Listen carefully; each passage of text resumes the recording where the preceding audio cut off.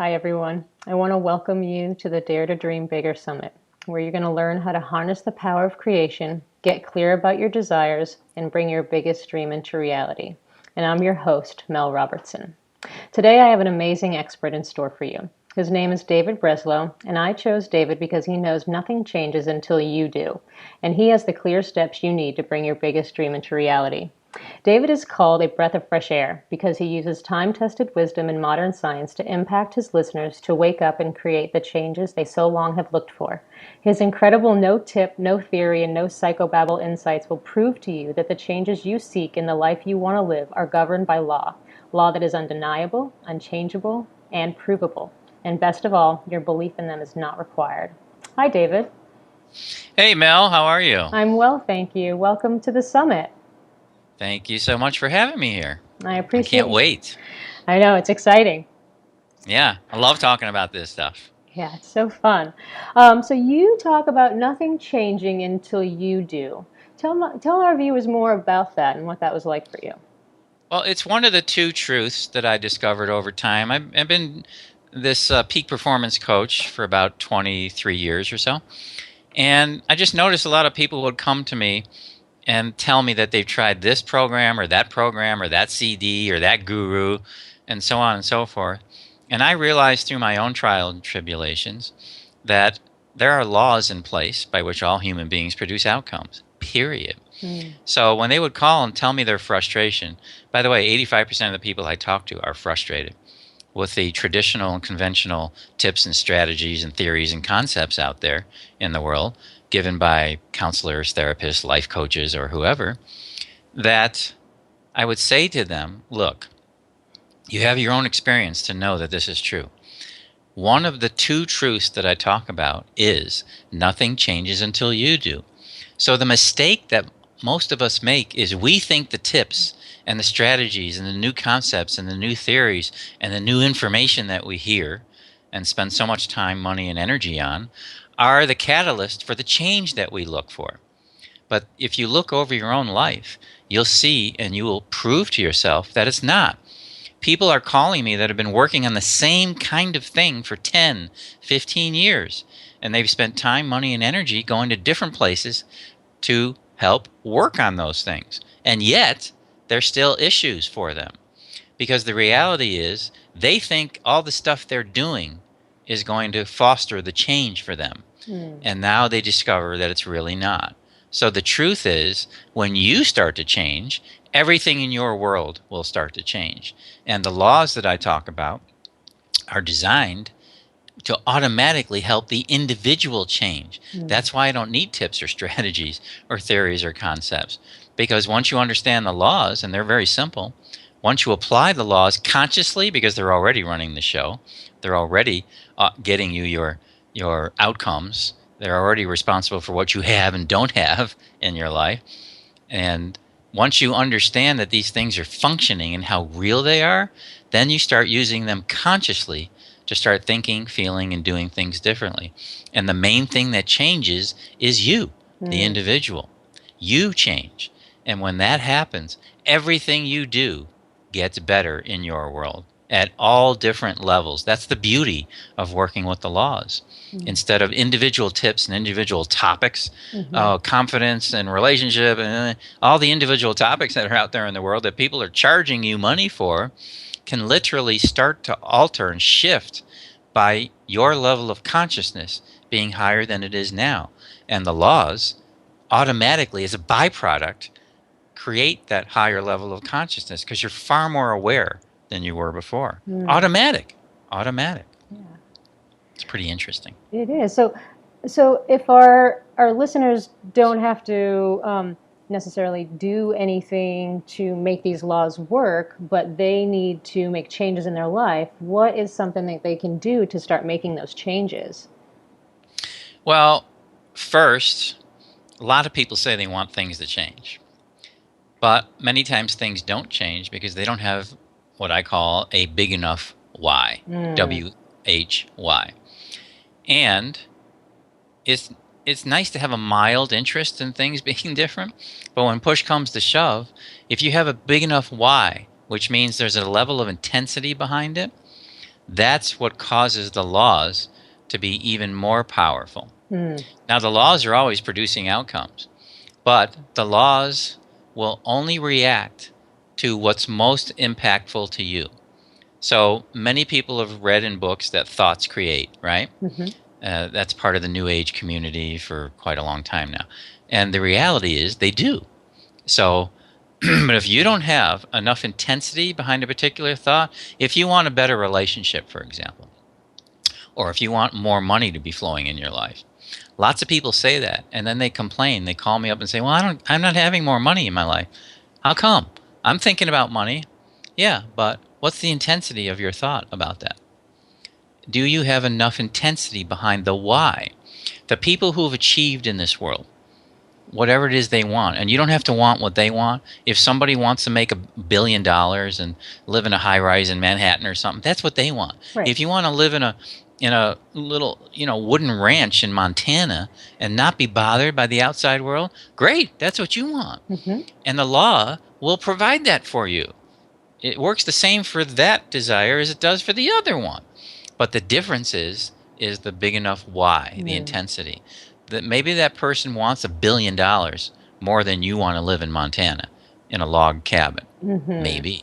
How big is your why? Right. Now I have my own personal experience with this from my own mom, who was diagnosed with multiple sclerosis back in the late 60s.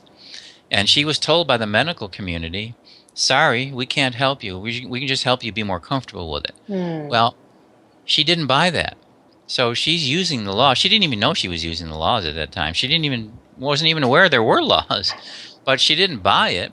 So her mind was already moving off to something else.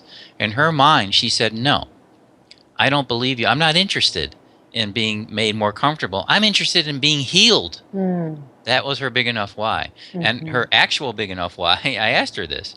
She goes, "No, everybody thought that I was trying to be a rebel to the medical community. They thought that was my big impetus, my big push." She said, "No, my big enough why was I was running a family. I had 3 kids I was responsible for, and I was the matriarch of this family. My big enough why is I needed to be healthy to raise my kids." That was her big enough why. Mm. And that's what propelled her to do everything she did, which made it look like on the outside that she was this rebel trying to just turn her back on the medical community and say, "You guys don't know what you're talking about." Well, that just was a byproduct.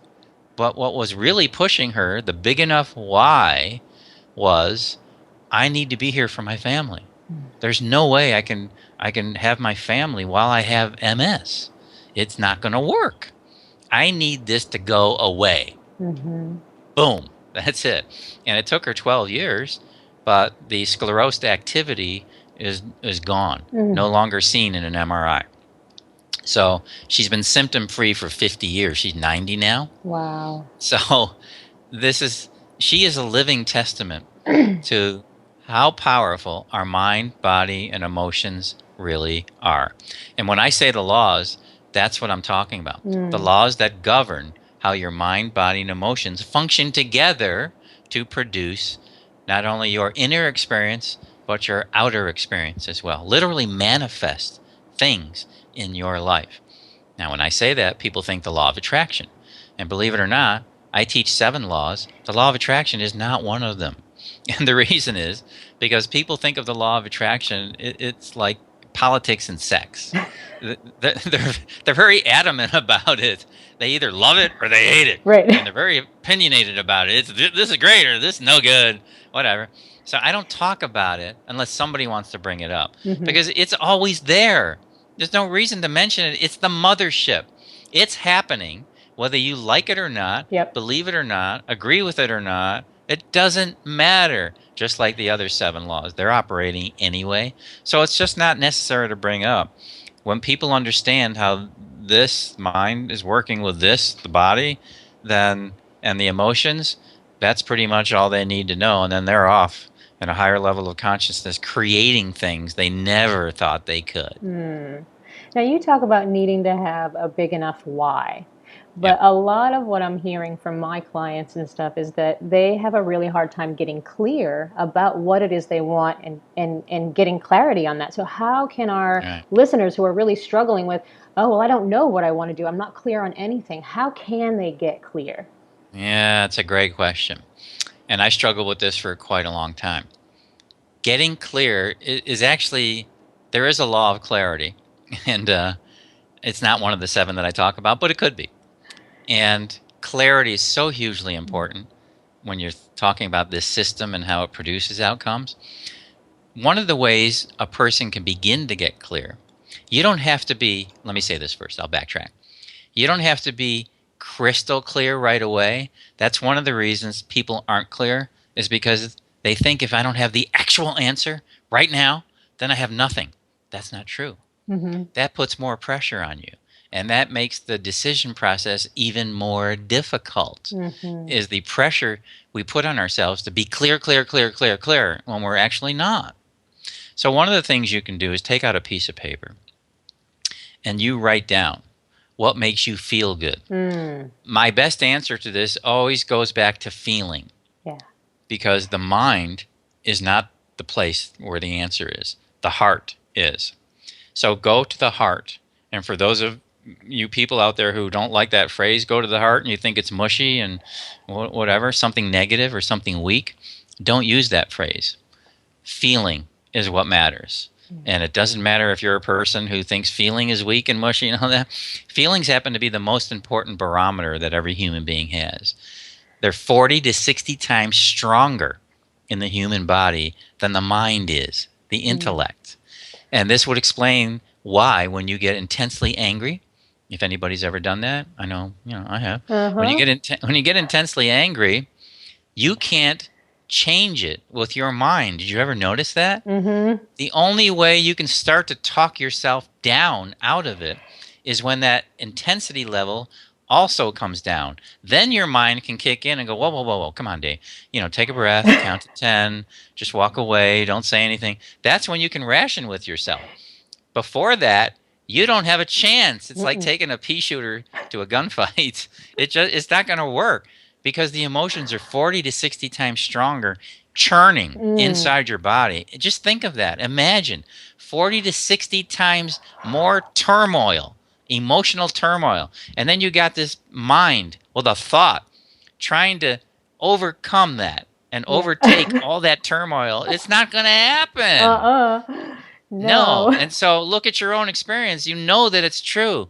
Every time you've been intensely emotional about anything, let's say angry, your rational powers are no match for that, right? They're no match. No. So sit down with a piece of paper. I'll get back to your question now. Sit down with a piece of paper and write down the things that make you feel the Mm. best. And that is one of the best ways to get clear about which way to turn, left or right, Mm-hmm. left or right, or should I just do nothing? If you're in a situation to make a decision, should I declutter my home? That's your area, right, of Right. expertise. Should I declutter my home? And you're not sure. There's a part of you that, I don't really want to. And there's a part of you that knows that it should. Write down what it's going to feel Mm. like when this thing happens.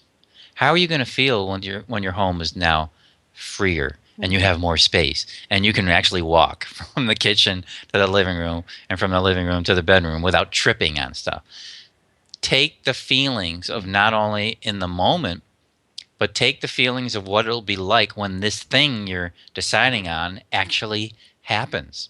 Either one, Mm. because those feelings will direct you into a decision to make. Feelings are your way out or Yes. your way in. They Mm-hmm. really are. They really are. And you may have some fear. Do you think anybody listening may be experiencing fear a little bit? Absolutely. I experience Uh, it myself all the time. Can I throw out this really quick tool Yeah, please do. that I give everybody? All my clients get this. This is a great walk away or takeaway from our conversation. I have a very interesting point of view about fear. People will tell me that they fear things that they do all the time. Oh, I'm afraid to make a decision. Really? How often do you have trouble making decisions? Oh, most of my life I've had trouble making decisions. Okay, so can you explain to me where the fear is? This is something you do really well. You do it all the time, and you do it really well. You're actually really good at it. So where's the fear? People don't fear things they're good at, you know. And then they look at me and go, "What?" I'm always slapping people's consciousness. They're like, "What? What?" I'm telling you, you don't have fear. You do. You have trouble making decisions for the last 20 years. What are you afraid of? You're really good at not doing this well. Does that make sense to you? You're really good at not making decisions, so I don't see where the fear is. And then they kind of wake up and go, "Oh, okay. All right. I guess I'm not really afraid." But here's the tool. Here's the tool. The next time you feel any level of fear, anywhere, anytime over anything, check in and ask yourself this check-in question. What is it I'm excited about right now? Mm. That one simple question will automatically wake you up, and in your mind, you'll have this window of space, and you will answer that question. Oh, what am I excited about right now? Well, um, hmm, I guess I'm excited about my home being less cluttered. I'm excited about the opportunity to create more space in my home. I'm excited about overcoming this barrier. You could have any number of answers to that question. And what happens is the moment you check in, you become awake. That's law number one, by the way, in my products, the law of awake and asleep. In that moment, you become awake. You're no longer run by your tape, dead asleep. That fear tape just the button just starts to play, and off you go, feeling fear. It's out of habit. You're not conscious at that moment. Mm-hmm. Mission, literally. So you check in, and now you're awake, and now you can answer that question. And the moment you do that is the moment you're and consciously making new choices automatically without me offering you a single tip. Well, what should I do in that situation? I don't know. You'll come up with something better than what you've been doing. Don't you know that? Yep. Because once you're awake, you will come up with a better response than the one that you've had up until that point when you were asleep. Now, I often use this as I use the guy in the bar thing. The guy in the bar who sees a woman across the way, and it could be a woman seeing a woman, a guy seeing a woman. It doesn't matter. But you're in the bar and you see somebody you're attracted to, and when you're afraid, the fear comes up and goes, "Oh no, I don't want to. I don't want to go up to them." Rejection and all that. I can't deal with that. So they check in. What am I excited about right now? And then they answer that question. I'm excited about breaking a barrier. I'm excited about doing something that I don't usually do out of fear. I'm excited about maybe this person will say yes. I'm excited about that I may be able to get a date for Saturday. Whatever. And that whole thing changes their vibe. The energy they're now giving off is completely different. So they stand up and they walk over to the other person and they ask the question. They say hello and they ask the question and they get rejected. And they come back to the table. And what happens is, even if you get rejected, they feel better. Mm-hmm. They're sitting, because they tell me this. They will call me up and say, "You know what? I got rejected, but I went back to the table and I felt great." Why? Well, because I did it. Mm-hmm. And you're right, because I tell them it's not about the result. It's about you just doing something because you, the person, go back to that, are different. You are different. So you stood up and you walked over there Mm-hmm. because you were different, because you checked in. You didn't go there because I gave you a strategy. With the strategy, next time you're at the bar and you see somebody you're attracted to, stand up immediately. That will be a strategy. I didn't tell you that. I just said check in. And because you checked in and you were more conscious and awake, you automatically did something that you wouldn't normally do. That's the Mm. beauty of the laws, in my opinion. Mm. You start to shift. You, the person, become different. So now you walk up, you get rejected, and you still feel okay. Yeah. Because, yeah, it's great. So, in any scenario where you are feeling a little bit of fear, check in and ask Mm. yourself, What am I really excited about? Because what happens as human beings is we mismetabolize fear. Yeah. We take it internally and we turn it upside down and make it something to be afraid of Mm-hmm. when it's really not. What we're really afraid of is not what we're afraid of. We turn what we're excited about into something to be afraid of. Exactly, And, because for me, it's like a fear of like a feeling of exhilaration and fear at the same time. I'm exhilarated and excited, but also afraid. right. And guess which one tends to take over? Fear. Yeah, because there's more emotion behind that. There's more power behind that. It's everything I said before about 40 to 60 times stronger because you're more invested in your fear emotion than Mm-hmm. you are in your excited emotion at that point in your life. That's all. That's all that's happening.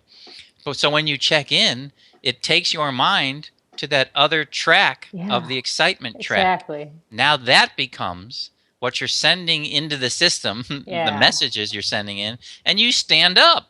Yep. Instead of Your asking the question, body has to do something because mm-hmm. that excitement is energy, and that energy is going to force your body to do something. You stand up, you walk over, you do what you do.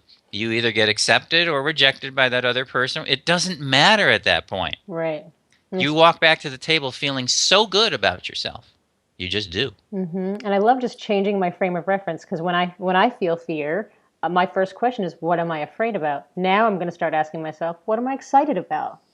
Well, can you see the difference in those two questions? Mm-hmm. When you ask yourself what you're afraid of, your mind will also give you that answer as well. Yes. And you'll come up with a laundry list of all the reasons that you should be stuck. And I'll be more afraid and more Exactly. more powerless. Because you asked for that. That's the point I want everybody Yes. to get. You asked for that. Yep. I'm asking you to ask for something better. Yes. I love that.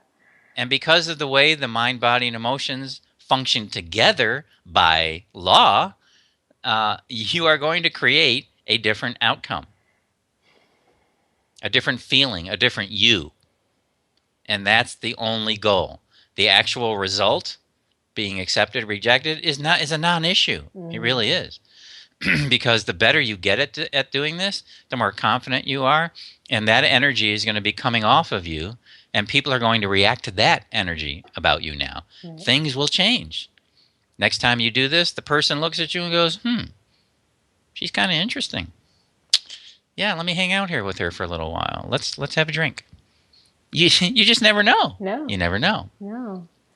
It's pretty interesting. So that may be the most important takeaway of our time together. No, I think that's huge. I think we've covered a lot of great material today, David, and I really appreciate you being here with us. I understand you also have a free gift that you wanted to offer everybody that they'll be able to get access to.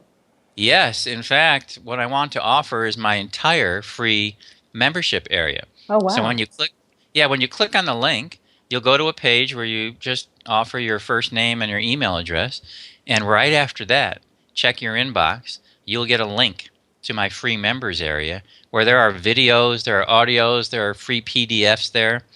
You're going to get the what I call the weekly dose of Dave, which are weekly inspirational quotes for the next 40 or some odd weeks, 45 weeks, I think.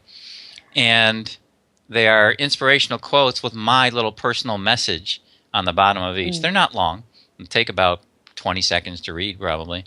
But instead of offering one gift like I know a lot of people do, I want people just to go get everything Yeah. that's in the free members area. And then you'll also get to peruse, what's there, the products that I have. And if you're interested in anything, you just go ahead right from there. You can take care of everything.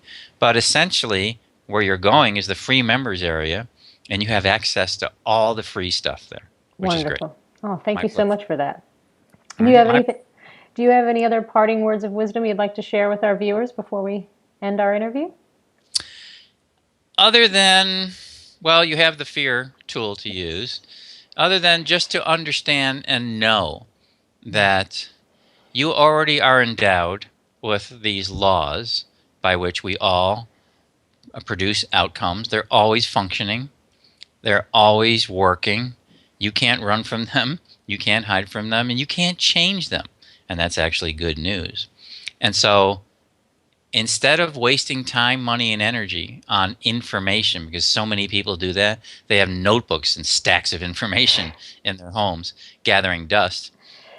because I'm more interested in actual change. Mm, So I guess the last piece of what I want to say is when you're awake, when you're more conscious, take a look at where you're spending your time, your money, and your energy. And when things aren't getting you what you want, please understand that it's not the things. hmm. It's the fact that you are not clear yet on the fact that there are laws in place that are providing you what you have and what you don't have. And that information is not going to be the catalyst for the change. When you change, that will be the catalyst for the change. Absolutely. Yeah. Thank you so much, David. It's been a pleasure having you. Thank you, Mel. My En- pleasure being here. Excellent. You enjoy this wonderful day. Thank you. You too. All right, take care. Bye. Bye.